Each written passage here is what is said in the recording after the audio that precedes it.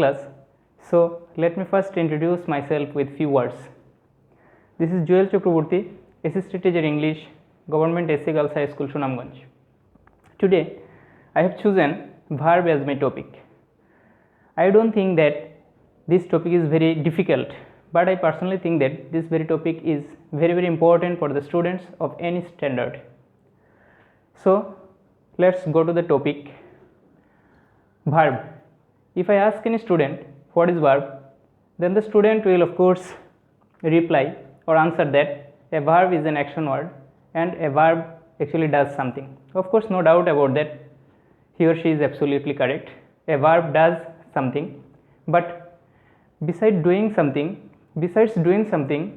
a verb has some other functions as well. Let's go to the whiteboard and write few sentences. Verb. Action. Number 2,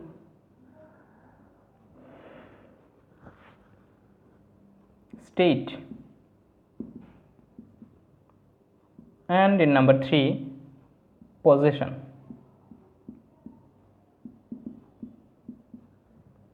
Now let's go to some examples as well. Action. He writes a letter.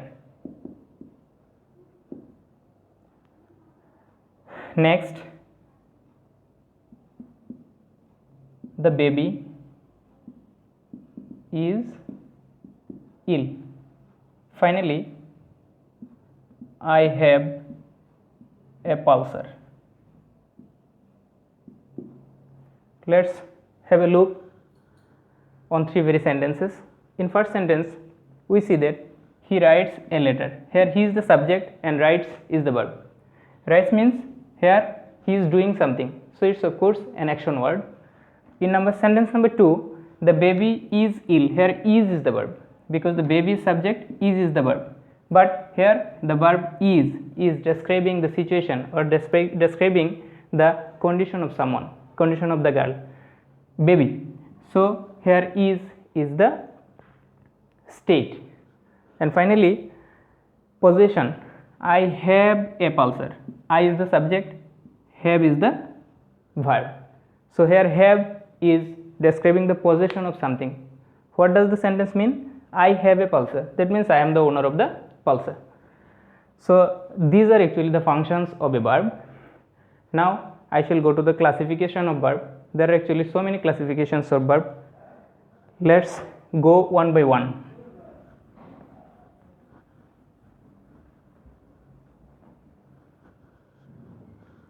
Verbs are basically 2 kinds. For example, principal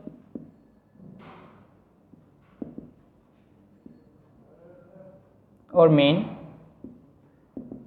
verb. Number 2, auxiliary or helping verb.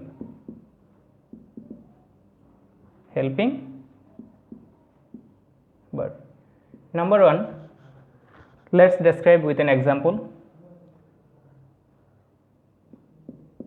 He does the work. Does is the main verb here. But in auxiliary verb, actually auxiliary verbs are of 2 kinds.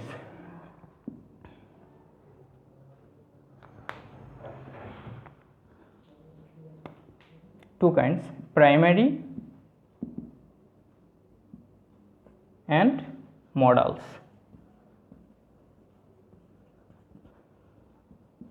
Let's go with some examples. Primary verbs.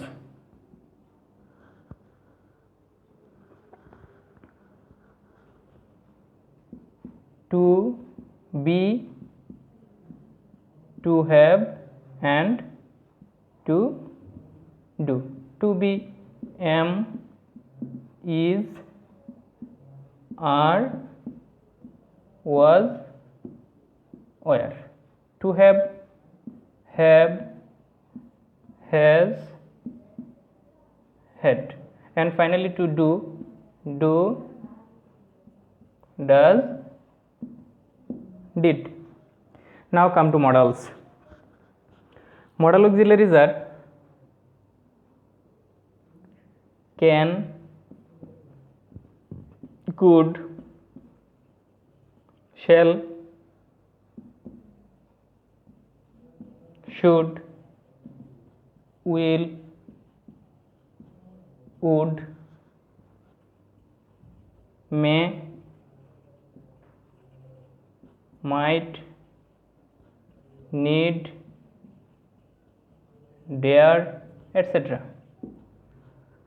There are some many more words. Now I have to wrap the first one for getting space.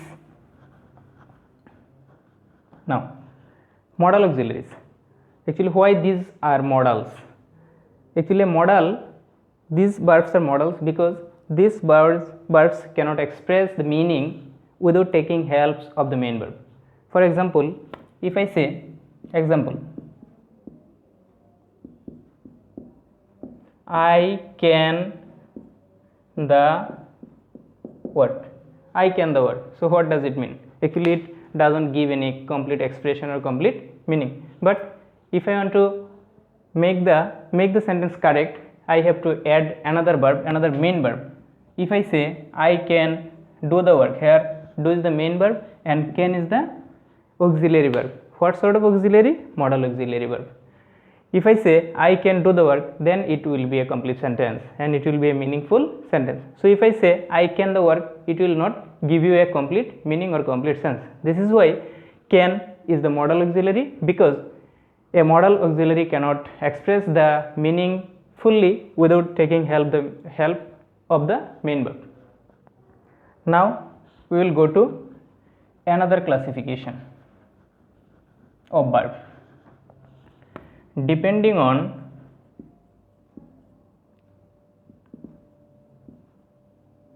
object, verbs are of another two kinds. For example, transitive and intransitive.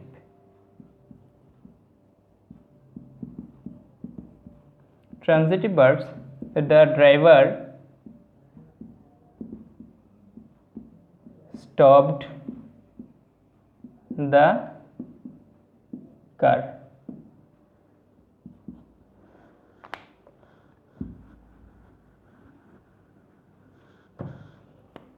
The driver stopped suddenly. Look at the first sentence. In the first sentence, the driver is the subject, stopped is the verb, past form of stop, and the car is the object. Subject, verb, object. But in sentence number 2, the driver is the subject, stopped is the verb, and suddenly is an adverb. So there is no object. So the difference between transitive and intransitive verb is, in a transitive verb there must have an object, but in an intransitive verb the driver stopped suddenly, there is no object. What does he stop? There is no object, no such object. So this is an intransitive verb and the first one is a transitive verb. We can write some other examples as well. The baby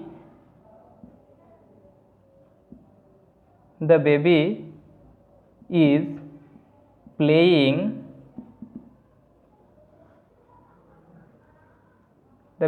playing cricket. Actually not the baby, the boy would be better. A baby cannot play cricket. So the boy is playing cricket. Here the boy is the subject, is auxiliary, playing is the main verb, and cricket is the object. So it's of course a transitive verb. And in an intransitive verb, the girl loves The girl is the subject, loves is the verb, so there is no object. So the verb love is an intransitive verb. Now we will go to another part of verbs.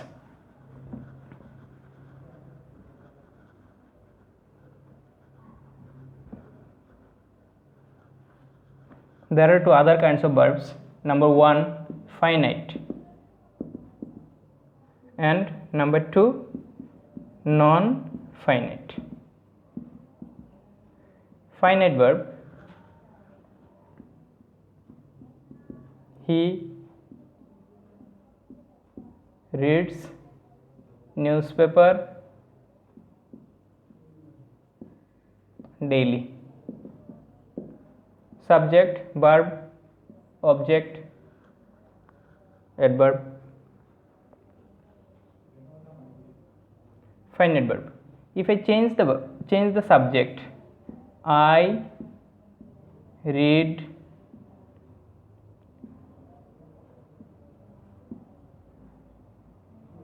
daily. Okay, look at the sentences. He reads newspaper daily. Here he is the subject, that is why the verb reads takes an S. He reads newspaper. But as I changes the subject from he to I, then the verb need not any S or ES. This is actually the characteristics of a finite verb. A finite verb will change according to its subjects and tense.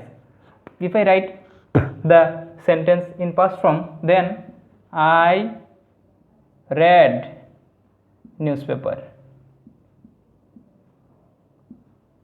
I read newspaper in my college life.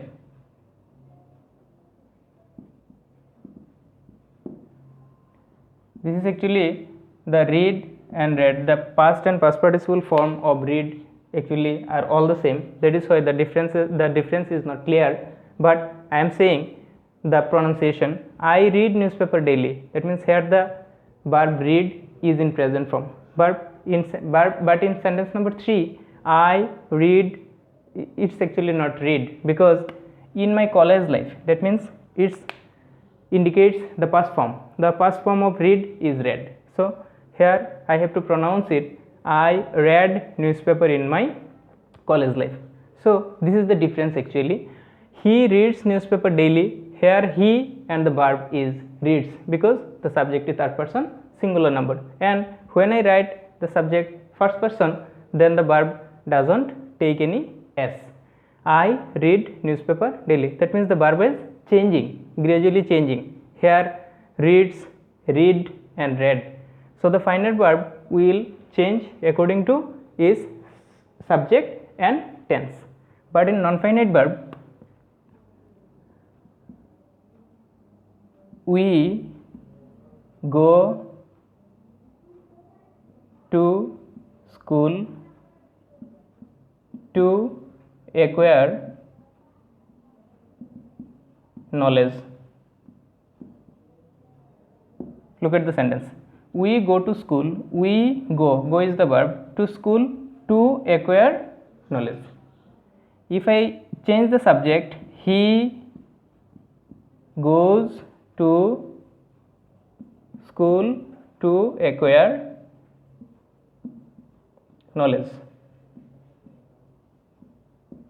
Look at the sentence. Look at the difference between the two sentences. We go to school to acquire knowledge. When I change the subject, he, from we to he, go turns into goes, all the same, to acquire knowledge. There is no change in this part. There are two verbs actually, a finite verb and a non-finite verb. A non-finite verb will not change though I change the subjects or tense. Only a finite verb will be changed. Go, we go to school, but he goes to school. It changes. So from go to goes. So in the second sentence, go has become goes. so the verb is changing. That is why the first verb is a finite verb and the second one is a non-finite verb. This has it remains unchanged. To acquire, no problem. Now there is a point. Non-finite verb are of three kinds: infinitive, F-I-N-I-T-I-V-E, infinitive, gerund and participle.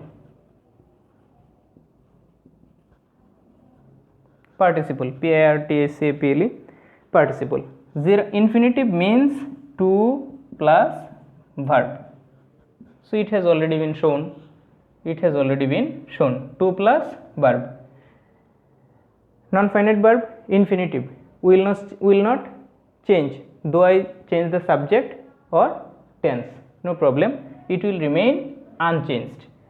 The first one is already shown.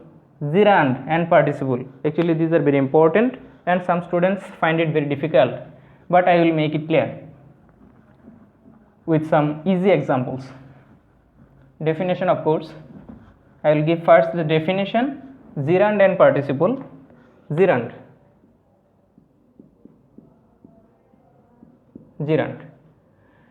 what? First I will tell the definition. Gerund, if a verb taking its ing form works both as a noun and a verb is called gerund. Actually it seems to be difficult, but actually not, it is not difficult, so difficult. It will be clarified with some examples. Now let me write some examples. First one, swimming.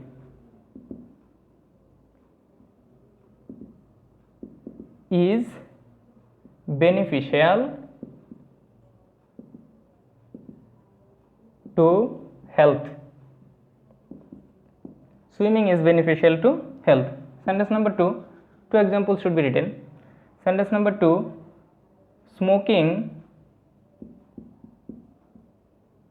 is injurious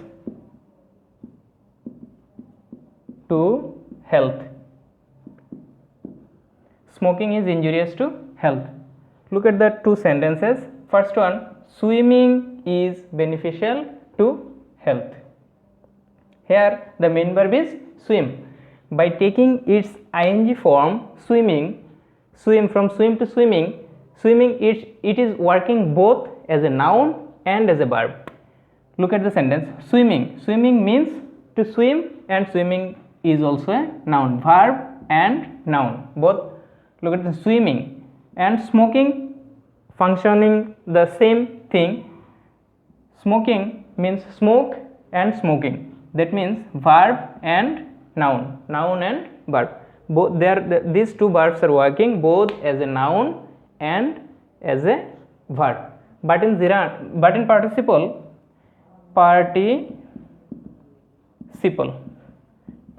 actually there are three kinds of participles. Number 1, participle, present participle.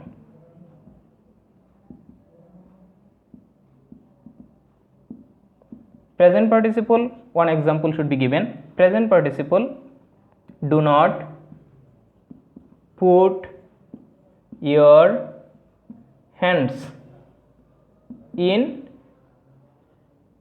boiling water. Okay.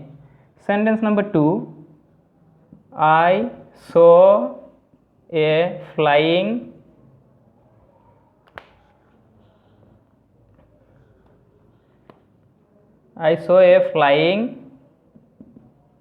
bird. Okay, let's have a focusing look on these two sentences. Do not put your hands in boiling water. Gerund and present participle are a little bit same, but the functions are different. In gerund we saw that swimming is beneficial to health. Here the word swimming is working both as a verb and as a noun. But in participle, that means present participle, do not put your hands in boiling water. Boiling, from boil plus ing, boiling. But as water is a noun, so of course this word is an adjective. This word is an adjective, but it is working both as a verb. So the definition is present participle. The definition of present participle is if a verb taking its ing form works both as a verb and as an adjective is a participle. Which participle? Present participle. In gerund, the definition is if a verb taking its ing form works both as a verb and as a noun is called a gerund. But in participle, I am again saying that present participle, not the other participle. There are two other rest participles I will describe later. Present participle, do not put your hands in boiling water. Present participle and gerund are almost all the same, though they have little difference. The difference is here swimming is working both as a verb and as a noun, but here the word is working, it's also a ing word, but it is working both as an adjective and a verb. Because water is noun, so of course we find adjective before a noun, so this word is adjective and verb. Now come to the next sentence. I saw a flying bird. Fly plus ing, fly plus ing, flying. As bird is a noun, so this word is adjective. It is also working as a verb. So the difference is in present participle the ing word will work both as an adjective and a verb, but in gerund the ing taking its ing form will work as a verb and as a noun.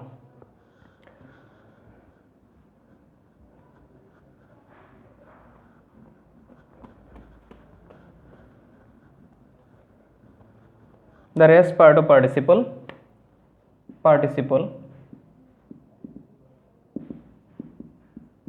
present has already been shown. Next, past participle. Past participle, we all know this. A verb has three forms: go, went, and finally gone, or do, did, done. Verb 1, verb 2, verb 3. Present form, past participle. So the example is I have done the work. Done is the past participle. Have, after have, has, had, we must use the past participle form of a verb. So we have to use the third form of the verb: gone, done, etc. I have done the work. Done is the past participle form of do. So this is the past participle. And finally perfect participle. Perfect participle, actually it has a specific structure. What is the structure? Having plus V3. V3 means past participle form of a verb. Let's go with an example. Having taken the money, he ran away. Having taken the money, he ran away. Having plus verb plus past participle, the past participle form of verb. This structure is actually called perfect participle. Perfect participle means having plus the past participle form of a verb. So having, past participle, take, took, and finally taken. Taken is the past participle form of take. So present participle, past participle, perfect participle are shown. Okay, actually this is a very big topic. It's quite impossible to finish such a large topic within a fixed period of time, and that has that has brought me to the end of the class. I have to say you goodbye, but I promise you I will come before you in my next class taking a new topic, and still then you must stay at home and stay safe. Thank you so much.